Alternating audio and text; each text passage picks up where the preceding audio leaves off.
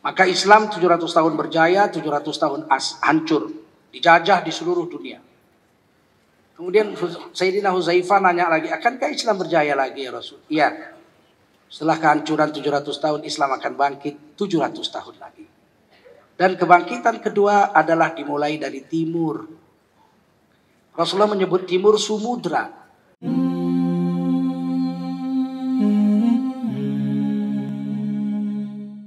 Mukmin mir'atu akhihil mukmin. Orang Islam itu kalau melihat orang lain, dia seperti melihat cermin. Jadi orang-orang manusia ini kalau melihat orang lain itu seperti melihat cermin. Dan dia menilai orang lain menurut penilaian dirinya. Kalau ibu berdiri depan cermin, tahu cermin? Kaca. Bahasa Inggrisnya mirror. Bahasa Arabnya mir'ah. Itu orang Inggris ngambil dari Arab. Karena waktu itu di Inggris gak ada kaca. Yang bawa kaca ke sana orang Islam. Yang pertama kali menerima kaca pendekar sana namanya Robin Hood. Orang Arab itu.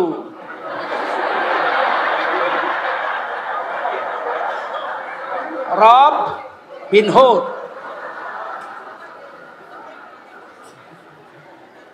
Kalau ibu berdiri depan kaca, bapak berdiri depan kaca, apa yang dilihat di dalam? Nah, kalau ibu berdiri depan kaca ada monyet besar di situ, siapa monyetnya? Hah? Oh, kita berdiri depan cermin ada monyet besar. Siapa monyetnya? Ya kita sendiri. Seperti itulah kata Nabi kita melihat orang. Kalau ada seorang wanita muda menjual dirinya sebagai pelacur setiap malam, pergi melacur diri, setiap malam pergi melacur diri. Tiba-tiba satu hari dia demam, gak bisa pergi. Duduk dia depan teras rumahnya. Tiba-tiba lewat perempuan muda di depannya, hujan gerimis. Perempuan lewat, dia si pelacur ini lihat. Pasti mau melacur kayak saya juga. Pasti dia bilang begitu. Sebab setiap keluar dari rumah dia jadi pelacur. Satu hari dia lihat wanita muda keluar hujan gerimis dari rumahnya. Malam-malam dia akan katakan, ini mesti kayak saya nih. Jadi dia sebetulnya lihat dirinya. Mesti mau melacur juga. Padahal perempuan itu sedang mencari dokter untuk bapaknya yang sakit jantungnya kumat. Gak terpikir sama dia, mesti kayak gua tuh. Begitu juga kalau ada seorang pencuri, setiap malam keluar rumah mencuri, tiap malam keluar rumah mencuri. Satu hari dia sakit, gak bisa keluar, dia duduk depan rumahnya. Habis makan panadol, keringetan dia lewat. Tiba-tiba lewat orang keker jalan malam. Dia bilang apa? Ini mesti maling kayak saya juga. Karena sesungguhnya kita melihat orang, kita sebenarnya sedang melihat diri sendiri. Satu hari ada pesta, pejabat-pejabat. Duduk satu meja, kenal-kenalan. Kenalkan, saya Joni. Saya Abdullah. Si Joni ini kenalkan diri, saya manajer di perusahaan saya. Oh, si Abdullah ini ditanya sama Joni, kerjanya apa? Ini Joni ini manajer yang licik, pencuri besar, pembukuannya aja 3. Untuk majikan lain, untuk dia lain, untuk pajak lain. Pokoknya semua dia tipu.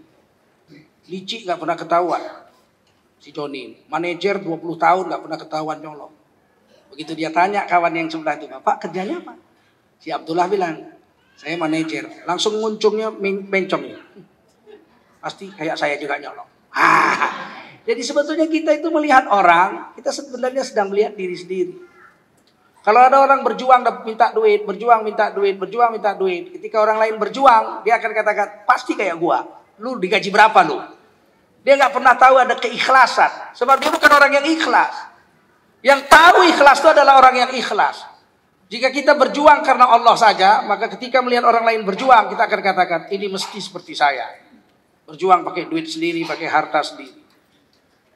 Begitu. Makanya kalau kita sangka jelek sama orang, malulah pada diri sendiri. Karena sesungguhnya kata Rasulullah, kita sedang melihat cermin. Oh, yang kita nilai jelek, itu sebetulnya kita sendiri. Bukan dia, bukan orang itu. Paham? Saudara-saudara yang dimuliakan Allah SWT, di tahun Hijriah ini, awal tahun Hijriah ini, kita berharap akan bangkit. Kebangkitan Islam dijangka atau diprediksi oleh Rasulullah SAW adalah 700 tahun kedua. Sayyidina Huzaifah radhiyallahu anhu pernah bertanya kepada Nabi, ya Rasul, akankah Islam berjaya? Waktu itu Islam kan masih kecil. Nabi wafat Islam baru 124.000 orang Islam. Sementara tentara Romawi 1 juta, tentara Parsi 1 juta. Superpower dunia waktu itu Romawi Parsi itu tentaranya saja 2 juta, belum rakyatnya. Sementara orang Islam dihitung dari yang paling tua sampai yang baru lahir, itu cuma 124.000 orang ketika Rasulullah wafat. Kecil sekali. Sebelum Rasulullah wafat, Sayyidina Huzaifah radhiyallahu anhu pernah bertanya, "Ya Rasul, akankah Islam berjaya?" Rasulullah menjawab, "Iya, Islam akan berjaya selama 700 tahun. Dan memimpin dunia selama 700 tahun. Kemudian, akankah Islam hancur?" Iya, kata Nabi. Setelah 700 tahun memimpin dunia, Islam hancur sehancur-hancurnya. Di seluruh dunia Islam dijajah asing. Satu-satunya Islam, negara Islam yang tidak dijajah asing, Turki. Tapi dia hancur dari menguasai dunia dari sampai Eropa sana, Turki Utsmaniyah. Tiba-tiba hancur, tinggal kecil Turki yang sekarang ada itu aja lah yang tidak dijajah asing. Maka Islam 700 tahun berjaya, 700 tahun hancur, dijajah di seluruh dunia. Kemudian Sayyidina Huzaifah nanya lagi, "Akankah Islam berjaya lagi ya Rasul?" Iya. Setelah kehancuran 700 tahun, Islam akan bangkit 700 tahun lagi. Dan kebangkitan kedua adalah dimulai dari timur. Rasulullah menyebut timur Samudra. Ada satu kerajaan di Aceh dulu namanya Kerajaan Samudra. Samudra. Kemudian Samudra dengan Pasai bergabung menjadi Samudra Pasai. Samudra Pasai jauh ratusan tahun sebelum Belanda datang sudah Islam. Rajanya bernama Merah Silu. Kemudian mengganti nama menjadi Malikus Saleh. Karena kebetulan raja yang di Mekah waktu itu, Syarif Mekah, namanya Malik As-Saleh juga. Malikus Saleh. Kemudian anaknya Zainal Abidin. Dan Zainal Abidin II. Zainal Abidin III masih remaja dibawa Cheng Ho ke Cina. Dilatih sekolah di Cina tapi terbunuh di Cina. Sehingga tidak pernah pulang lagi itu Raja Samudra Pasai yang ketiga, Zainal Abidin itu. Tapi itu Samudra Pasai gabungan dari Kerajaan Pasai yang ada di Perlak dengan Samudra yang ada di Aceh Utara. Jadi Samudra Pasai. Jauh sebelum itu Islam sudah hadir ke Indonesia. Dibawa oleh seorang sahabat Nabi namanya Syekh Mahmud. Beliau tahun 48 Hijriah sudah berkubur di Barus, Sumatera Tengah. Kuburannya sekarang bisa diziarahi. Naik anak tangganya 800 anak tangga di atas gunung. Kalau ibu-ibu yang udah tua nggak bisa, dengkul nggak kuat. Dulu Barus itu laut, ada bukit kecil, disitulah dikuburkan sahabat Rasulullah. Syekh Mahmud itu. Tapi kemudian surut air laut sehingga bukit itu menjadi tinggi sekali, 850 anak tangga. Saya mau dari Darut Tauhid ini dibentuk satu jemaah jalan-jalan ke sana ya, ingat ini panitianya. Diajak ini ibu-ibu, bapak-bapak yang mau pergi.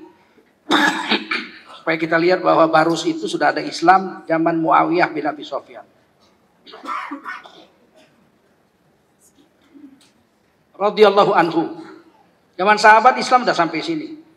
Ada satu kuburan sahabat Nabi di sini. Di Cina ada 6 kuburan sahabat Nabi di Guangzhou. Di Turki ada 1, Abu Ayyub Al-Ansari, Istanbul. Di India, Pakistan, Bangladesh ada 1 dulu namanya India.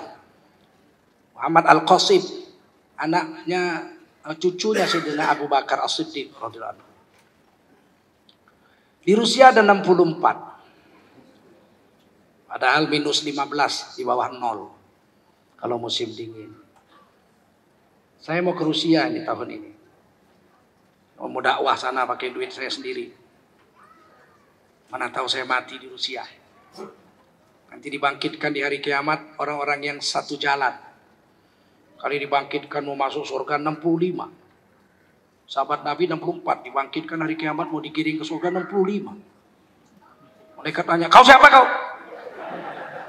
Aku Tengku Zulkarnain. Dari mana? Indonesia. Orang apa kau? Mamaku Cina. Kok di sini kau ikut sahabat ini aku dakwah. Mati sini. Udah masuklah kau ikut sahabat lah kau. Man tasyabbaha biqaumin fahuwa minhum. Siapa memiripkan diri dengan satu kaum, dianggap kaum itu oleh Allah. Mereka ke sana pergi meninggalkan anak istri dakwah, pakai duit sendiri. Saya juga mau pergi sana dakwah, pakai duit sendiri. Siapa tahu saya mati di Rusia. Alangkah bahagianya saya. 64 sahabat Nabi masuk surga semua. Tiba-tiba tambah 1, 65. Itu kan cita-cita, ya enggak? Lebih baiklah mati bersama orang soleh, biarpun miskin, daripada mati bersama orang jahat, biarpun kaya. Mati sama Fir'aun, wah sial banget. Memang barisan orang-orang kaya, tapi Fir'aun itu hina dunia akhirat. Biarpun dia kaya, punya Mesir, tapi Fir'aun itu hina. Kenapa? Dia nggak memilih agama, dia nggak mau taat sama Allah sama Rasulnya Nabi Musa. Orang yang nggak mau agama, hina dunia akhirat.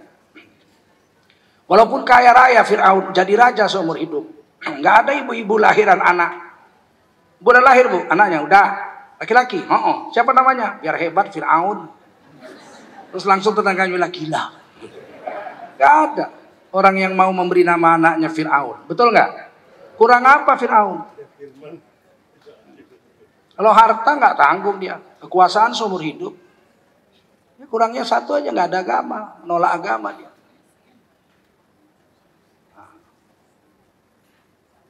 Pejabat nggak ada mau dipanggil Fir'aun. Hadirin sekalian, berikut ini adalah kata sambutan dan pengarahan dari Fir'aun Republik Indonesia. Ditangkap tuh protokolnya. Menghina kau ya? Menghina. Saya mau tanya sama bapak-bapak, ibu-ibu. Seandainya sekarang ini, zaman ini, ada Fir'aun berkuasa di sini, terus ada juga Nabi Musa, kira-kira bapak ibu ikut Nabi Musa atau ikut Fir'aun? Yakin? Fir'aun punya negara, sungai-sungai semua dia punya, negara ini semua dia punya menteri yang kaya hebat, Haman, duit sama dia semua rakyat takut sama dia, yang melawan dia dibunuh. Istrinya aja ngelawan dia, nggak mau beriman sama Fir'aun, nggak mau nyembah Fir'aun jadi Tuhan, dibunuh. Asyah dibunuh Fir'aun. Sedangkan Nabi Musa cuma punya tongkat satu aja. Miskin lagi, penggembala kambing.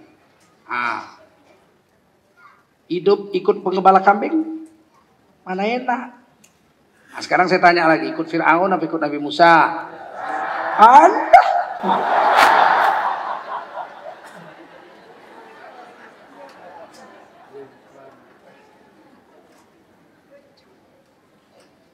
Kalau ikut orang soleh, pertolongan Allah bersamanya. Kalau ikut orang yang salah, memanglah mewah, dapat duit, dapat jabatan, dapat ini, penghormatan. Yang beriman sengsara, 70 ribu tukang sihir Fir'aun. Lawan di tanah lapang dengan Nabi Musa.